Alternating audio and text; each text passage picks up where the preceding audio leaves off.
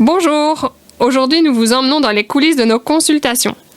Nous vous parlons de dossiers patients, de gestion de l'agenda, de communication avec les médecins, bref, de toutes ces petites choses que nous avons à faire en dehors des consultations, mais qui sont pourtant importantes pour la réussite de notre activité libérale.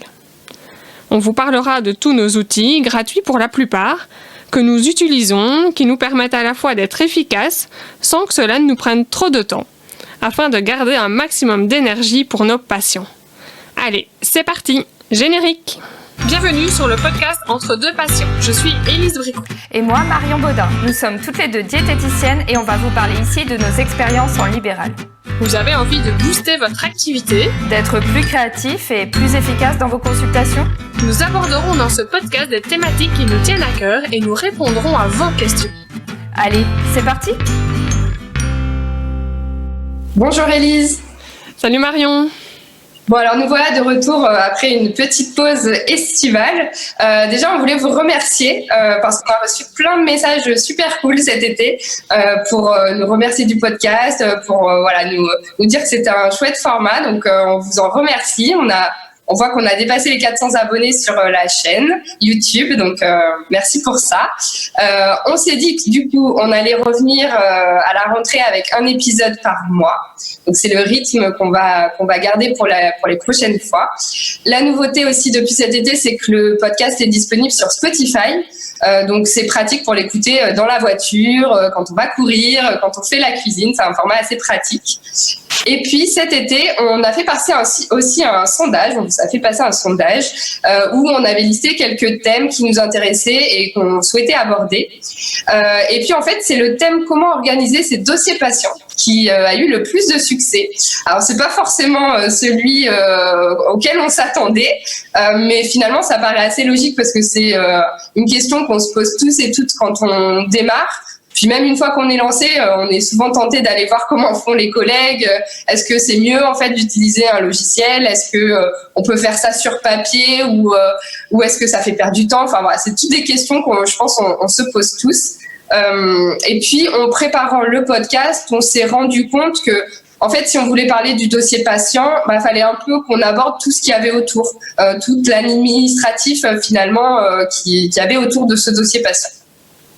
Oui, c'est parfois souvent toutes ces petites choses justement à côté de nos consultations, de nos suivis, mais qui sont quand même du travail, pas de la diététique, mais surtout qu'il faut pas bâcler parce que c'est des petites choses quand même hyper importantes dans notre métier et qui nous permettent au final de bien prendre en charge, même si c'est pas de la diététique pure et dure, mais de bien prendre en charge nos patients. Alors, on a eu beaucoup quand même de questions en discutant avec des diététiciennes de savoir quel logiciel est-ce qu'on utilisait, quel logiciel est-ce qu'on conseillait, comment est-ce qu'on faisait notre comptabilité, comment est-ce qu'on faisait nos statistiques, qu'est-ce qu'on mettait dedans comme information, comment est-ce qu'on conservait nos dossiers patients, enfin toutes des petites questions de ce style-là. Bref, au final, tout ce qui est de l'ordre plus administratif, organisationnel par rapport à nos consultations. Donc on va tenter ici dans cet épisode-ci de répondre un maximum à toutes ces questions et pour cela on va vous faire découvrir nos coulisses. Et oui, parce que c'est vrai que c'est des choses qu'on n'aborde pas forcément, en tout cas pendant les études, tout ce côté administratif, la comptabilité, la gestion des dossiers patients. On voit un peu l'aspect théorique, mais pas beaucoup de pratique. Et ça peut être un peu confus, surtout qu'après, quand on se lance en libéral, on est sollicité par plein de sociétés de logiciels, justement, pour aider à la gestion du fichier patient et c'est un coût quand même, donc on est forcé de se poser la question. C'est pareil pour les agendas en ligne, enfin il y a beaucoup de sollicitations et on est peu informé finalement sur ce qui est bien et ce qui est moins bien. C'est aussi quelque chose qui peut prendre beaucoup de temps, l'administratif en fait. Donc là encore, il faut qu'on arrive au départ à trouver son organisation. C'est pas forcément quelque chose auquel on a pensé, auquel on est habitué. Donc il y a aussi le fait de solliciter les médecins, comment on s'y prend, enfin toute cette partie-là en fait qu'on n'aborde pas. Et quand on est en libéral, on est confronté à ça et souvent on va demander du coup aux collègues, je vois souvent la question qui arrive sur les groupes Facebook et c'est une bonne chose. Du coup nous aussi on voulait participer à ces échanges-là et essayer d'apporter aussi des solutions, des retours en tout cas d'expérience pour montrer un petit peu les coulisses comme tu disais et ce qui se passe de l'autre côté quoi. Donc ici, on va vraiment vous expliquer comment nous on fait, comment nous on fonctionne. On ne travaille pas de la même façon. On a 2 méthodes très différentes, mais 2 méthodes qui fonctionnent. Donc vous allez un petit peu voir chacune quels sont nos outils et ce qu'on utilise. Le but, c'est vraiment de pouvoir vous donner des pistes, des astuces pour que vous puissiez vous aussi les tester, voir ce qui fonctionne dans vos pratiques, ce qui vous plaît, ce qui vous convient, ou de vous conforter dans ce que vous faites déjà, si vous avez déjà mis en place des choses et qui sont semblables aux nôtres. Alors, on abordera dans ce podcast plusieurs thématiques. La première, c'est le dossier patient, donc le dossier patient que la diététicienne se construit lorsqu'elle reçoit un patient en consultation. L'agenda, on parlera aussi des statistiques. On parlera du paiement, surtout des paiements en ligne. On parlera du dossier diététique que vous pouvez remettre à votre patient. Et on terminera par la communication au médecin. Alors, toutes les deux, en fait, on n'utilise pas de logiciel nutrition. Donc déjà, on va pas vous parler de logiciel nutrition dans ce podcast-là. C'est notre façon de travailler. On n'en voit pas forcément l'intérêt.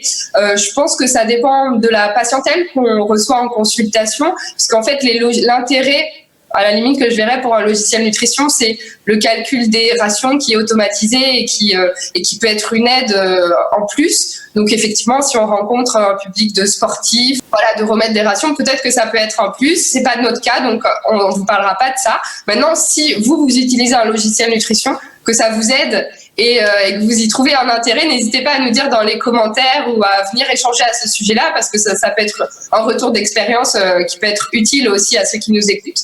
Voilà. Mais moi, je travaille sur mon ordinateur et toi, Élise, tu fais ça par papier. Donc, c'est 2 façons de faire différentes et on va essayer de vous expliquer un petit peu tout ça. Donc moi, effectivement, je stocke mes dossiers sur mon ordinateur. Donc j'ai deux gros dossiers en fait, mes dossiers avec mes patients en cours et puis mes dossiers patients anciens. Donc j'ai déjà catégorisé ça en 2 grandes catégories. Et puis en fait, quand j'ai un nouveau patient, je crée un dossier sur mon bureau avec le nom du patient simplement que je vais classer dans mes dossiers en cours au départ. Et puis après, tous les documents relatifs à la consultation, je vais venir les ajouter dans ce dossier. Donc après, pour me faire gagner du temps, donc Élise, tu m'arrêteras si c'est pas clair ce que je vais expliquer, mais c'est ma façon de m'organiser. Moi, en fait, j'utilise beaucoup Google Drive. Donc Google Drive, c'est un endroit où on peut stocker en ligne et créer surtout des documents Word, Excel, des questionnaires. Et donc, je me sers de Google Drive, en fait, pour faire toutes mes trames de consultation. Donc, j'ai créé sur mon Google Drive un dossier consultation où je vais venir, en fait, où j'ai créé mes trames de consultation. Donc, par exemple, j'ai créé un Google Form, un questionnaire pour ma première consultation qui me permet de recueillir toutes les données assez facilement puisque, du coup, j'ai créé des questions, en fait, où je vais pouvoir présélectionner la réponse ou cocher. Ça me fait gagner du temps en consultation.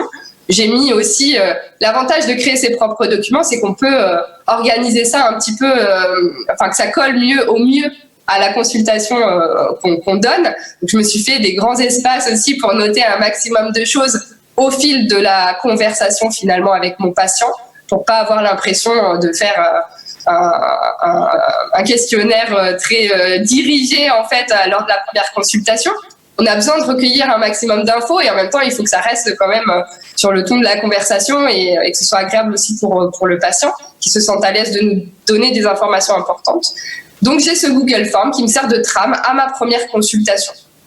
Après, dans ce Google Drive, j'ai aussi d'autres documents, dont mes consultations de suivi. C'est pareil, je me suis créé une trame Word, en fait, simplement. On peut créer des documents Excel. On parlait de faire une ration, mais finalement, on peut très bien se servir d'un document Excel où on aurait notre trame de ration et on n'aurait plus qu'à remplir finalement les données. Et voilà.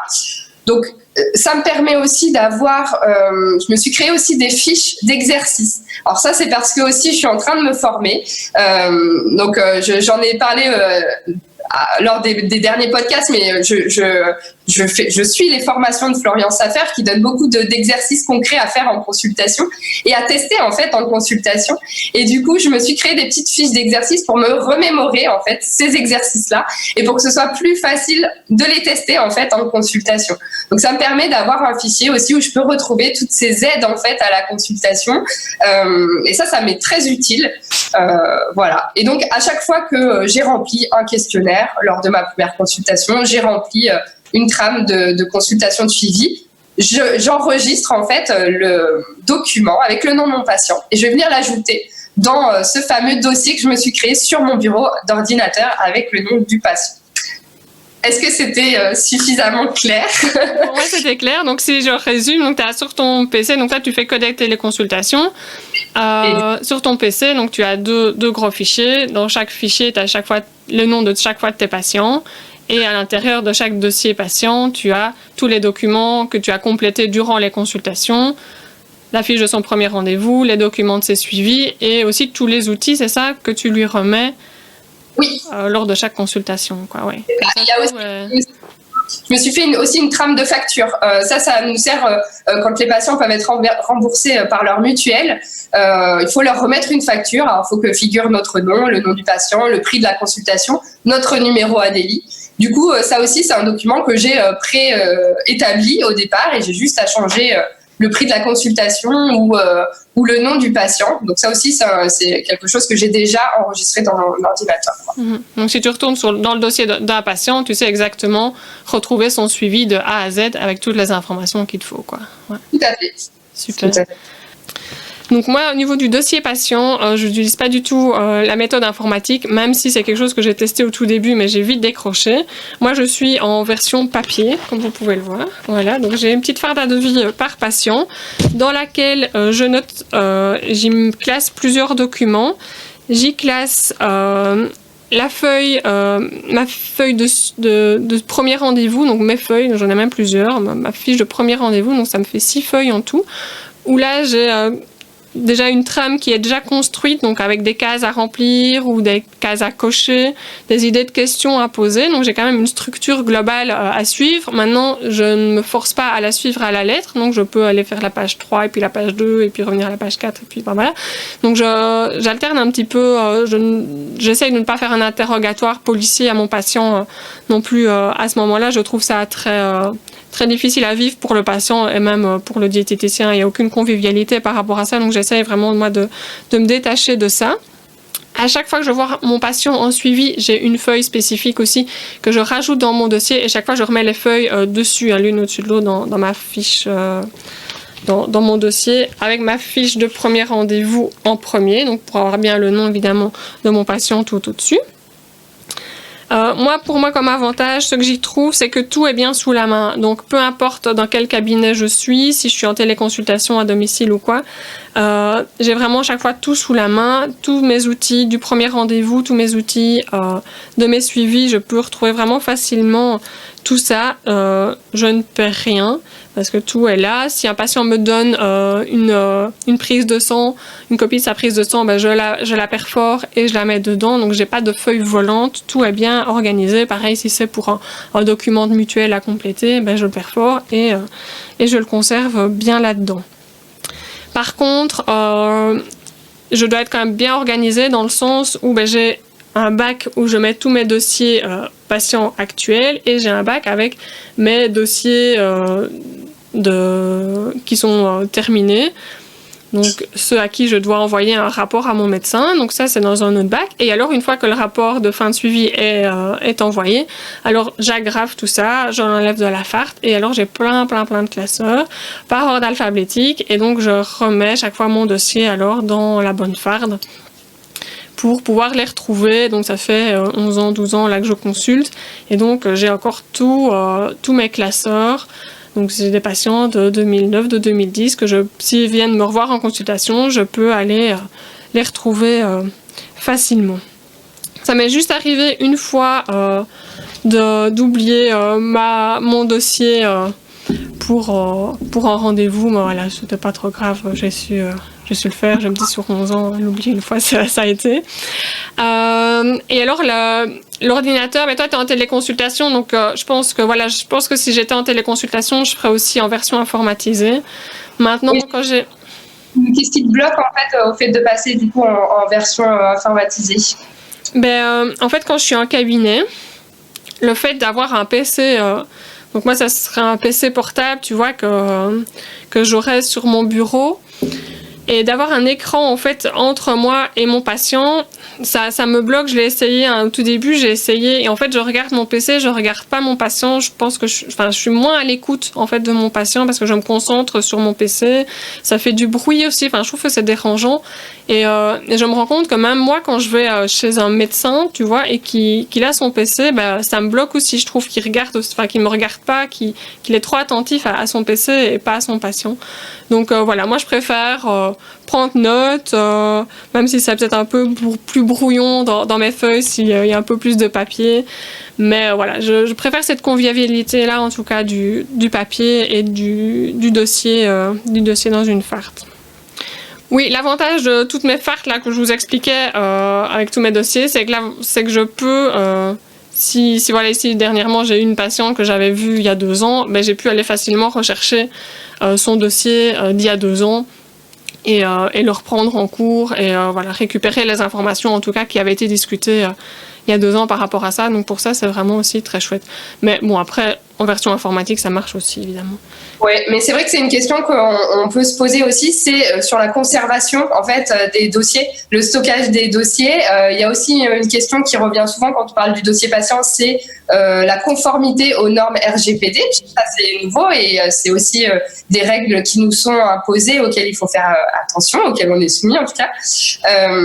Alors, en règle générale, il faut quand même mieux conserver longtemps. Hein. Tu disais que ça fait 11 ans, du coup, tu conserves tous tes dossiers. Mais je pense qu'il faut conserver ces dossiers le plus longtemps possible pour pouvoir justifier déjà de ses choix thérapeutiques au cas où. Et puis, si un patient, effectivement, revient quelques années plus tard, c'est toujours bien d'avoir le dossier. Donc, je pense que, 15-20 ans, les dossiers, c'est bien quand même de les sauvegarder. Alors, moi, ce que je fais pour pas que tout soit sur mon bureau, et puis pour aussi, dans le cas où, imaginons qu'il y ait un problème avec mon ordinateur, je ne perds pas tous mes dossiers, je fais des sauvegardes sur des disques durs externes. Alors, quand, justement, je vide régulièrement mon dossier des patients archivés qui ont terminé leur suivi, et je les sauvegarde sur un disque dur externe. Donc ça, c'est important d'avoir des sauvegardes aussi de côté pour pas tout perdre si on avait un souci avec l'ordinateur.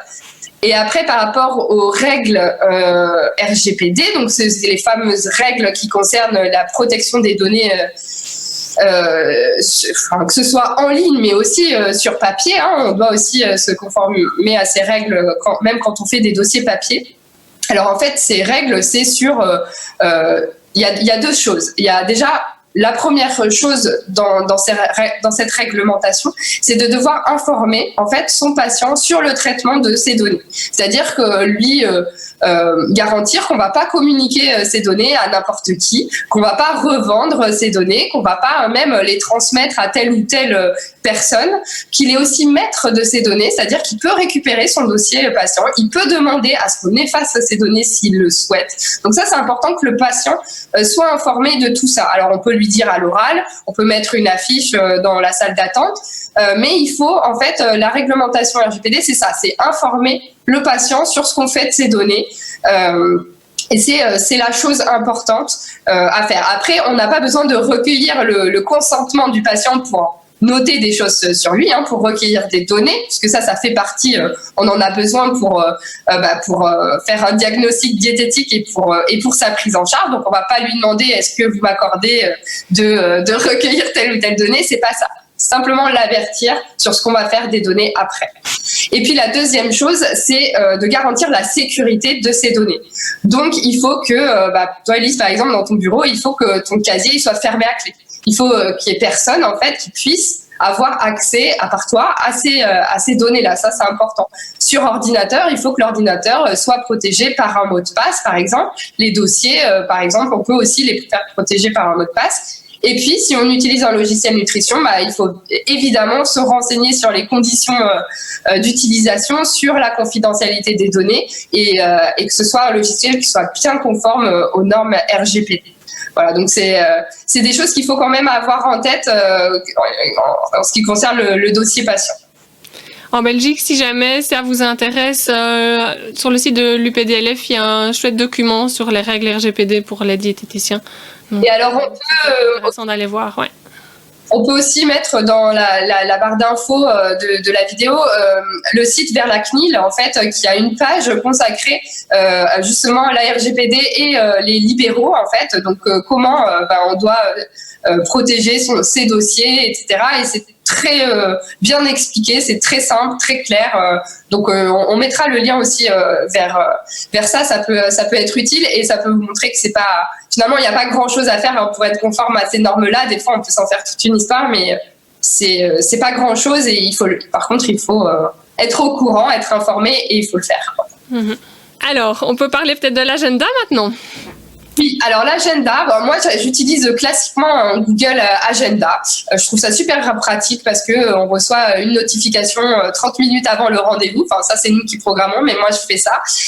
Et puis ça me permet d'y ajouter les rendez-vous perso, le pro. Donc c'est une solution en ligne que j'aime bien. Il y a quelques temps, j'utilisais encore l'agenda papier. Et en fait, quand j'ai découvert que l'agenda, ça a un petit peu changé mon organisation. Je trouve ça très pratique. Je crois que tu utilises aussi, Élise. Oui, mais moi ici aussi très depuis le confinement. En fait, moi c'est très récent. Voilà, moi je suis papier pour mes dossiers, j'étais fort papier pour mon agenda aussi.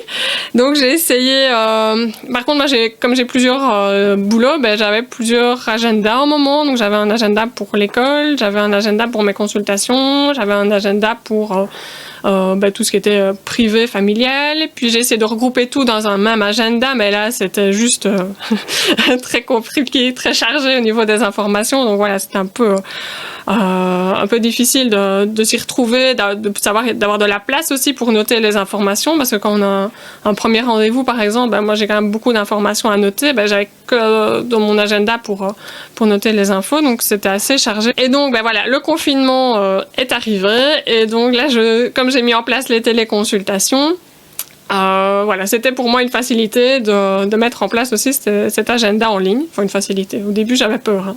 Puis après, voilà, j'ai essayé. Et donc là, sur cet agenda Google, j'utilise aussi le Google Agenda. J'y marque toutes mes consultations. J'y marque mes petites choses d'école. J'y marque mon agenda privé, enfin tout mon agenda pro, tout mon agenda privé en fait est dessus, et aussi l'agenda familial qui est aussi dessus. Donc c'est vrai que c'est dense, ça fait peur quand on le voit aussi cet agenda-là.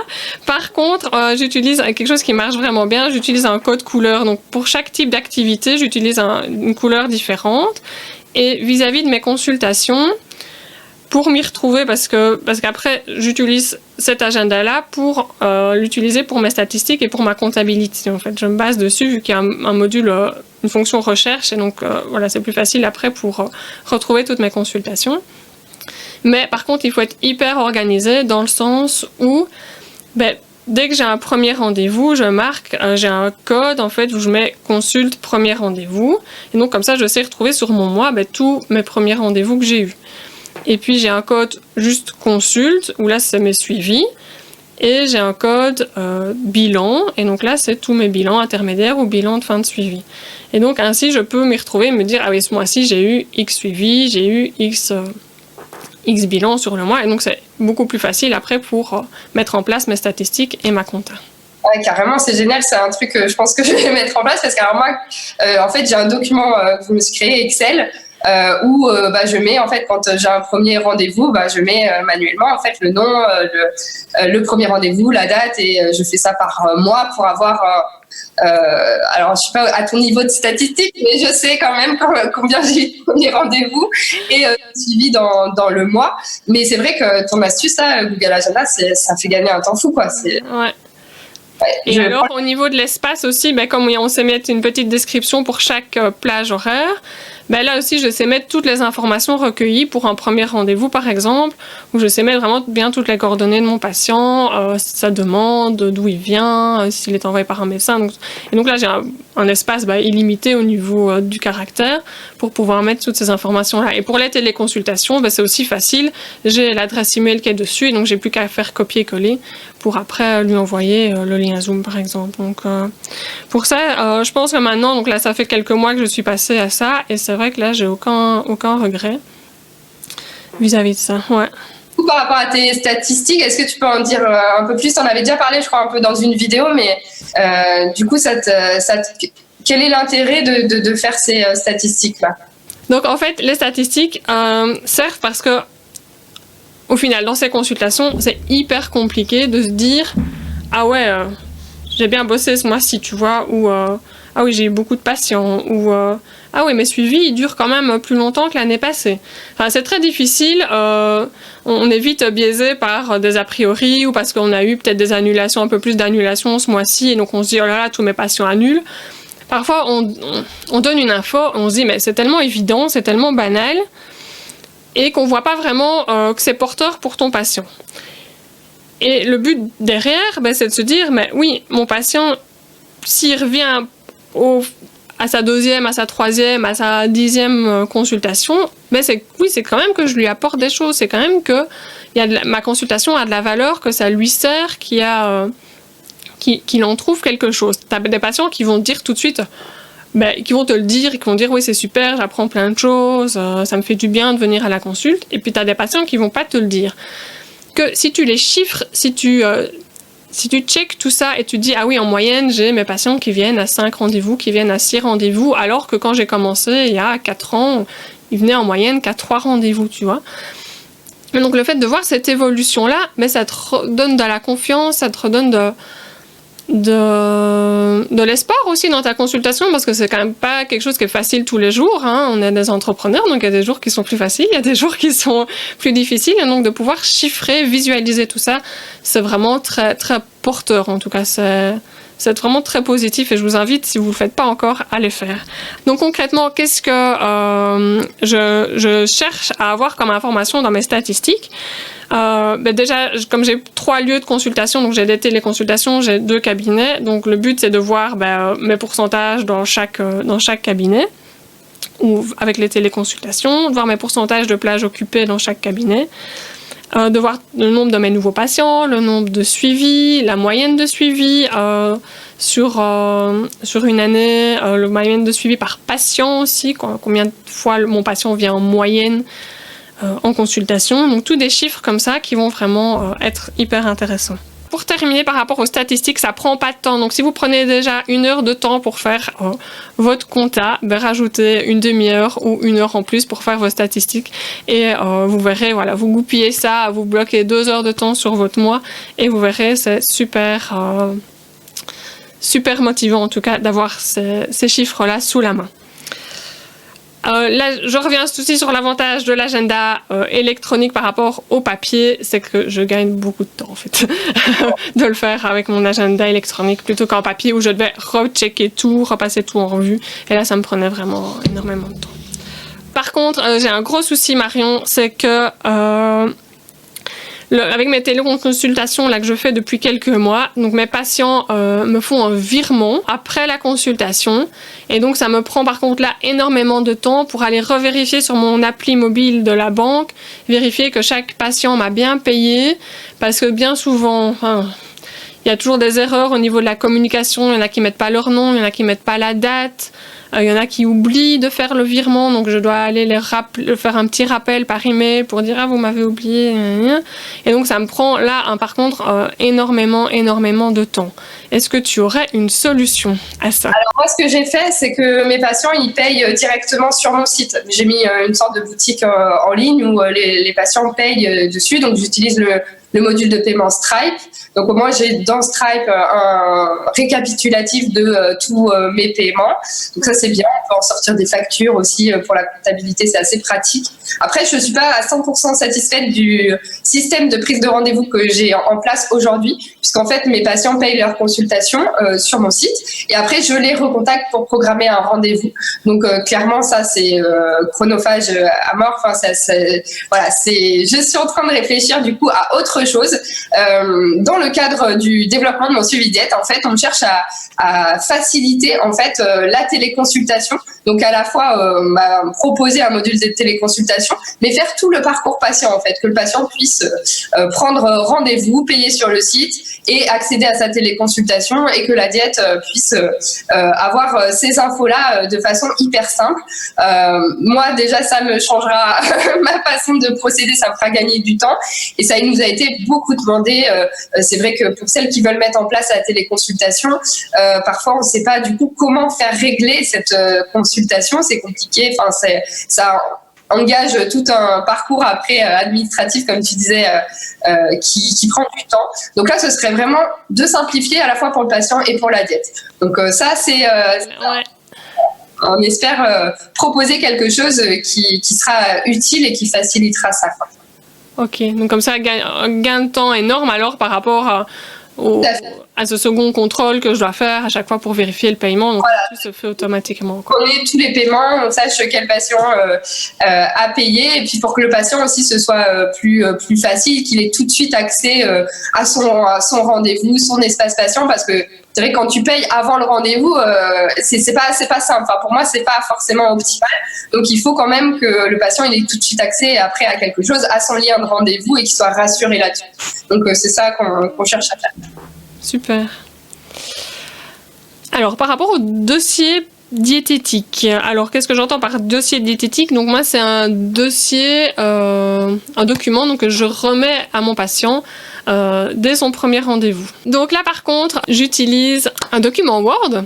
Donc, j'utilise quand même un peu l'informatique. Donc, je le fais sur Word. Donc là, j'ai aussi un template. Et donc, je complète ce document-là par rapport à chaque patient. Je l'envoie par email au patient. Je ne l'imprime pas pour moi, mais le patient là, et là je lui demande qu'il imprime et qu'il apporte à chacun de ses rendez-vous. Le but du jeu, c'est qu'il se constitue un petit classeur dans lequel il va rassembler tous les documents qu'il aura eu pendant son suivi.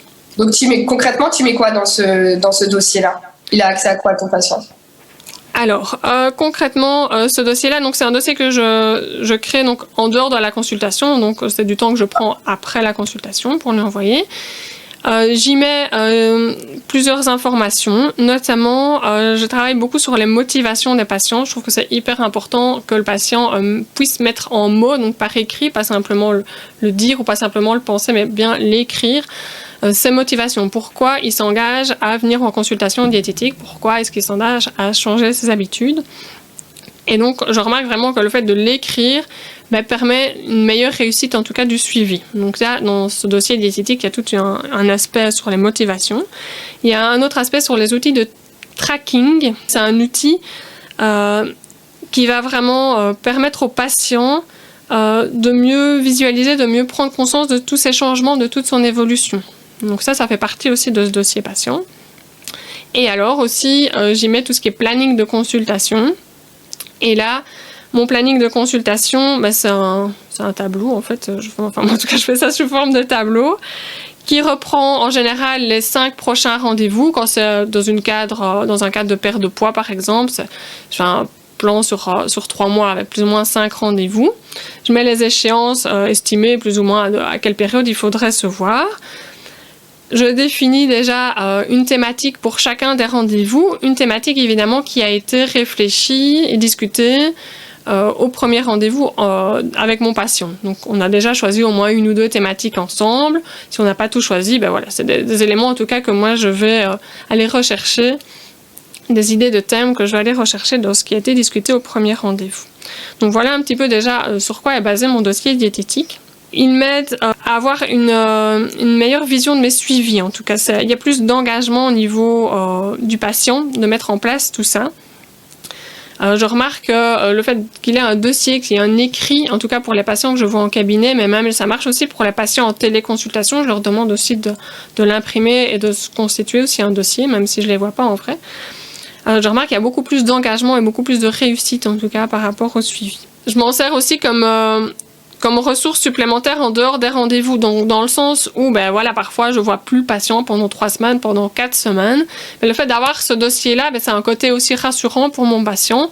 Il peut y retourner autant qu'il veut, il peut mettre des notes, s'il a des questions qui lui traversent l'esprit, il sait là où il doit les écrire pour ne pas oublier de me les poser à la prochaine fois qu'il me voit. Et même, je remarque que même après, quand le suivi est terminé, j'ai déjà eu des échos de patients qui me disaient moi je l'ai gardé et c'est encore quelque chose que je réutilise et que je retourne dedans. Donc pour ça, c'est très chouette. Si ça vous intéresse d'en savoir un petit peu plus sur le dossier diététique, on a fait un article récemment sur le sujet. Je vous mettrai le lien dans la description, comme ça vous pouvez aller le lire à votre aise et avoir d'autres infos par rapport à ce dossier.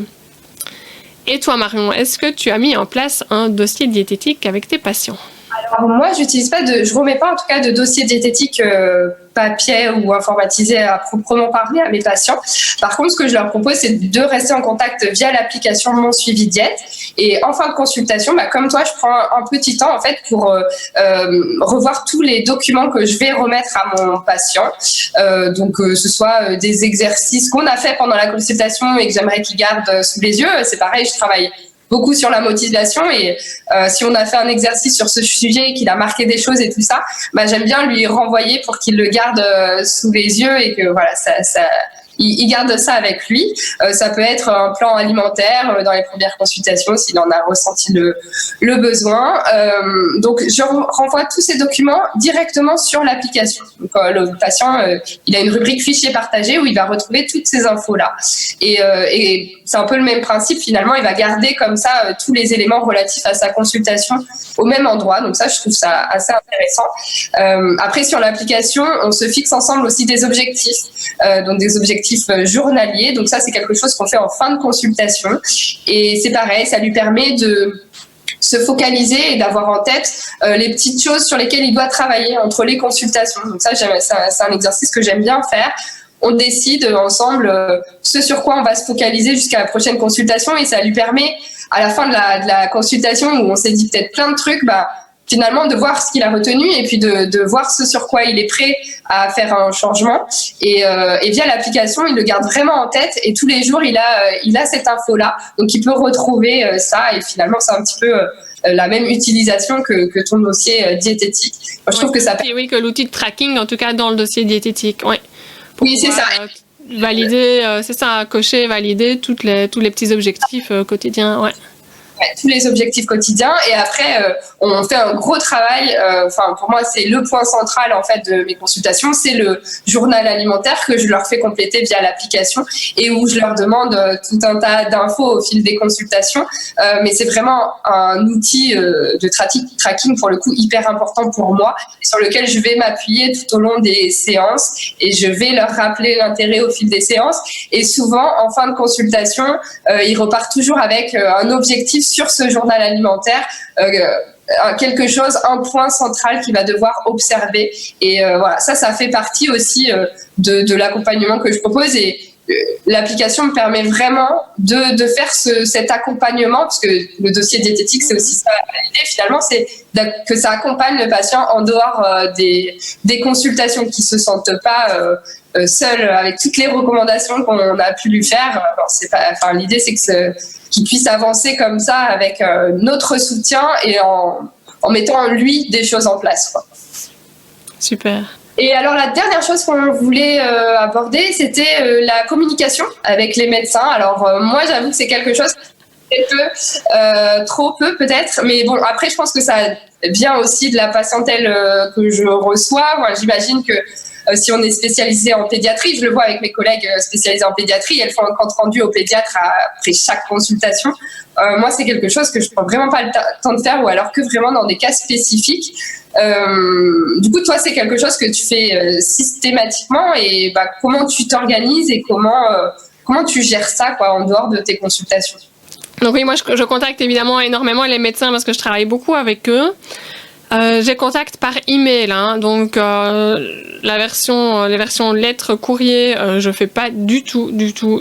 Donc moi c'est uniquement par email. Si c'est un médecin que je connais pas, dont j'ai pas son adresse mail, je lui téléphone. Je lui explique qui je suis et que j'ai besoin d'avoir son adresse mail pour lui envoyer mes rapports. Et jusqu'à présent, je n'ai jamais eu aucun refus. Tout le monde accepte, donc voilà, je continue. Par rapport aux emails que j'envoie, peut-être une petite précision pour ceux qui pourraient se tracasser. J'ai pas nécessairement de retour du médecin parce que je lui envoie un mail, hein. Mais ça veut pas dire qu'il l'a pas lu. Donc les médecins reçoivent je sais pas combien de dizaines, centaines de mails par jour. C'est pas parce que j'ai pas de retour qu'il m'a pas lu. Donc voilà, envoyez toujours et ne vous tracassez pas. Donc si vous n'avez pas de réponse de sa part. Après, c'est des médecins qui ont aussi certainement ton nom en tête et s'ils reçoivent, ouais. Ils peuvent se sentir rassurés d'envoyer tel ou tel patient à ton cabinet aussi, en sachant qu'ils auront un retour, quoi. Voilà, exactement, oui. Alors, qu'est-ce que j'envoie et quand est-ce que j'envoie mes emails? Donc, dès que j'ai un nouveau patient en consultation, je préviens son médecin traitant. Donc là, ça se résume en une ligne. C'est très bref et très plat comme email. Je ne fais pas de grandes fioritures dans ma littérature. Donc, je préviens juste le nom du patient, la raison pour laquelle il a démarré son suivi diététique et je le remercie le médecin si c'est lui qui me l'a envoyé et ça s'arrête là. J'envoie encore d'autres emails au moment où je fais des bilans. Donc quand je fais des bilans intermédiaires ou des bilans de fin de suivi, j'envoie aussi des emails. Et si mon patient arrête son suivi en plein milieu, je le préviens aussi. Donc là, qu'est-ce que j'envoie au médecin à ce moment-là, lors des bilans ou des bilans de fin de suivi? En fait, je rédige chaque fois un document pour mon patient, un document PDF pour mon patient, comme outil pour le bilan. Donc c'est un outil qui est très sommaire, hein. C'est des listes à puces, ça va être les nouvelles habitudes, les bénéfices du suivi, des trucs ainsi, ça va être les thématiques abordées, ça va être un tableau avec l'évolution du poids par exemple, ça va être un graphique. Donc voilà, c'est des trucs assez sommaires, sans grande fioriture au niveau du texte. Et donc je fais un peu un copier-coller de ce document-là, peut-être en changeant quelques petites choses, et j'envoie ce document PDF au médecin. Avec un petit mot, vous trouverez ci-joint le rapport de monsieur machin, et ça se limite à ça, quoi. Le médecin, lui, il a besoin juste d'informations claires et précises, pas de grands discours, vraiment quelque chose de très bref. Allez vraiment à l'essentiel et tout le monde sera content, vous aurez facile pour le faire, et le médecin aura facile pour le lire. Je pense que c'est ce qui compte. Quelque chose que j'ai mis en place il n'y a pas très longtemps, c'est dans le rapport au médecin, je rajoute donc les thèmes que j'ai abordés en consultation. Si j'ai un médecin qui m'envoie un patient pour une hypercholestérolémie par exemple, je vais pouvoir dire voilà, avec ce patient-là, j'ai vu voilà comment cuisiner le poisson par exemple, ou j'ai vu la famille des VV polavres. Je liste vraiment tous les thèmes que j'ai pu aborder avec ce patient-là pour lui dire ah oui, aller voir une diététicienne, c'est pas seulement de lui dire arrêtez de manger du beurre, manger moins de viande, etc. quoi. Il y a quand même d'autres astuces aussi là derrière, et donc ça permet je trouve en tout cas de pouvoir montrer un petit peu plus au médecin à quoi on sert et qu'est-ce qu'on fait réellement en consultation avec le patient. Ça valorise un peu aussi notre métier par rapport aux médecins qui ont quand même souvent du mal à nous envoyer des patients, et là ils peuvent faire le lien plus facilement. Ouais. C'est aborder des thématiques que lui en consultation il ne saurait pas, ni au niveau du temps ni au niveau des connaissances, et donc voilà, la plupart des médecins ne savent pas exactement ce qu'on fait en consultation, et donc ce rapport-là permet aussi de faire valoir notre travail et de montrer ce qu'on fait concrètement avec le patient, et qu'il n'y a pas juste la perte de poids derrière, qu'il y a tout un autre travail beaucoup plus intéressant à côté.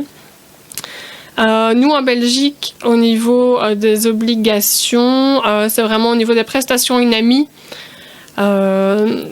qu'on est obligé d'avoir un rapport au médecin. Pour les autres, il n'y a pas d'obligation. Mais c'est quand même intéressant vraiment de tenir au courant le médecin par rapport à chaque prise en charge. Et donc même pour toi, Marion, je trouve au niveau de la perte de poids, je trouve que là, c'est super intéressant aussi de le faire savoir au médecin. La perte de poids, ça a un impact indéniable sur la santé. Et donc même ça, il faut que le médecin traitant, que le médecin généraliste puisse être au courant qu'il y a une prise en charge à ce niveau-là. Et ça peut influencer tellement de choses au niveau santé, au niveau des traitements médicamenteux, au niveau du comportement. Donc le médecin, pour moi, doit être au courant à chaque fois. Oui, donc tu as raison. C'est vrai qu'on a un peu l'impression qu'on va être noyé, comme tu disais, il reçoit tellement de messages et tout. Est-ce que vraiment ça va être pris en compte ou pas? Mais finalement, si nous, on est rigoureux de ce côté-là et qu'on le fait régulièrement et qu'on s'y tient, et qu'après, on noue un bon rapport avec les médecins finalement de sa ville. Après, c'est peut-être facile en cabinet. Moi, j'ai des téléconsultations, donc des gens un peu de partout. Mais non, je pense que je suis assez d'accord avec toi sur le fait qu'il faille le faire. Enfin, faut le mettre en place. Et prendre ce temps-là, ça me paraît quand même important. Ça peut être une bonne chose, ouais. Pour moi, la téléconsultation n'est pas du tout un frein au fait de contacter les médecins. Après, c'est que si tu as un cabinet, certainement tu as un réseau de médecins où tu as déjà l'adresse email, par exemple, où tu vas nouer peut-être plus de rapports parce que finalement, tes patients, ils viennent toujours un peu du même médecin. Tu as quelques noms qui ressortent toujours. C'est dans ce sens-là que je voulais dire, c'était peut-être plus approprié et peut-être tu avais plus de retours. Mais comme tu dis, là, maintenant, la téléconsultation se démocratise pas mal et ça peut être intéressant quand même. Mmh. Voilà, donc je pense que le but vraiment de pouvoir contacter systématiquement les médecins, même à plusieurs reprises pendant un suivi, ça prouve votre valeur auprès du médecin, ça prouve vos compétences, et pour évidemment au final que le médecin vous recommande. Les médecins, ils veulent pas perdre la face, donc dans le sens où ils veulent absolument avoir des gens de confiance qui peuvent référer. Si vous lui faites pas de bons rapports ou vous lui faites pas de rapport du tout, il va peut-être pas avoir hyper confiance en vous. Lui, s'il donne les coordonnées d'une personne à son patient, il veut absolument il veut que ça soit quelqu'un de confiance, qui travaille bien et il va avoir de bons résultats. Il veut pas que ça revienne vers lui en disant « Oh là là, vous m'avez référencé telle personne, j'en suis pas content. » Et donc, il y a tout un gage de confiance et de qualité à avoir avec le médecin. Et donc, je pense que ça passe vraiment par ces rapports réguliers. Et donc, c'est comme ça aussi que vous arriverez à faire grandir votre patientèle en faisant en sorte que le médecin ait confiance dans votre travail. Alors du coup, dans ce podcast, on a montré un petit peu comment nous on procédait au niveau du dossier patient, de l'agenda, nos statistiques, les paiements en ligne, les documents remis aux patients ou les courriers médecins. Ça reste nos outils avec peut-être une patientèle aussi spécifique, mais on voulait vous montrer qu'il était possible en fait de s'en sortir avec des outils gratuits, que c'est parfois même mieux de se construire ses propres outils. Faut pas avoir peur de tester en fait aussi. Mes premiers questionnaires, je pense qu'au départ ils n'étaient pas du tout optimales et du coup je galérais un petit peu pendant la consultation, mais petit à petit ça se construit et ça devient du sur-mesure et c'est toujours mieux. Donc faut pas hésiter à tester, c'est comme ça qu'on progresse en tentant des nouvelles choses, des nouvelles façons de travailler, de s'organiser. Parfois ça marche, parfois ça marche pas. Voilà, on vous a montré une façon de faire en tout cas. Je pense qu'ici vraiment le podcast c'était vraiment pour pouvoir vous partager toutes nos priorités administratives parce que je pense qu'il faut quand même, avec le temps qu'on a sur une journée, ça ne fait quand même que 24 heures, il faut quand même cibler les priorités. Et le but, c'est de pouvoir, grâce à ces priorités administratives, pouvoir avoir des suivis qui fonctionnent et qui se passent bien, avoir un bouche à oreille avec les médecins qui fonctionne, et aussi pouvoir percevoir la valeur que l'on reçoit en consultation, parce que tous les patients ne sont pas hyper à même à vous dire vous êtes la meilleure diète du monde, mais il faut via les statistiques, via d'autres éléments pouvoir se le dire soi-même pour être confiant et continuer dans notre métier. Un petit rappel par contre, dans le podcast, je vous ai parlé de l'article sur le dossier patient, donc je mets le lien là juste en dessous, n'hésitez pas à cliquer dessus et à aller voir. Pour ceux qui souhaitent mettre en place plus de collaboration avec les médecins, j'ai aussi un article qui parle de ça, avec aussi plein de petits trucs et astuces et un exemple de lettre à envoyer à votre médecin ou d'email envoyé au médecin. Donc je vous invite aussi à cliquer sur le lien et à aller le lire si ce n'est pas encore fait. Et alors moi, je vous ai parlé de mon suivi diète. C'est si vous avez envie de découvrir l'outil que vous ne connaissez pas encore, vous pouvez aller sur le site. On a mis en place une prise de rendez-vous. En fait, vous pouvez prendre rendez-vous directement sur le site pour réserver un créneau de 30 minutes. Et comme ça, on se parle et je vous montre à quoi ressemble l'interface professionnelle, l'application. Ça peut vous permettre de vous donner une meilleure idée de ce que c'est et de ce que ça peut apporter aux consultations et au suivi patient. Merci encore à tous pour votre fidélité là depuis début 2020. C'est avec joie, beaucoup de joie en tout cas, qu'on a repris ici les podcasts pour, on peut dire, la deuxième saison après la période estivale. On espère encore pouvoir vous partager beaucoup de trucs et astuces dans les prochains mois. Et on vous dit à la prochaine entre deux patients. À bientôt. À bientôt Marion.